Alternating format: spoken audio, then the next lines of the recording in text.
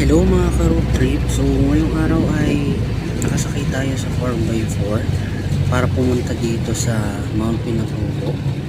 So ito yung ruta na dadaanan natin, starting from Capas punta sa Zambales, using itong 4x4 na to. So medyo rocky road na yung dadaanan natin dahil literal na lahar po yung mga dinadaanan dito sa ng 4x4, no?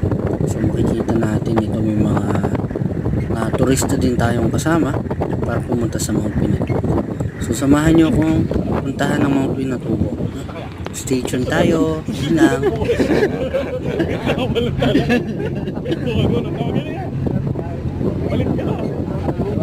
Yes.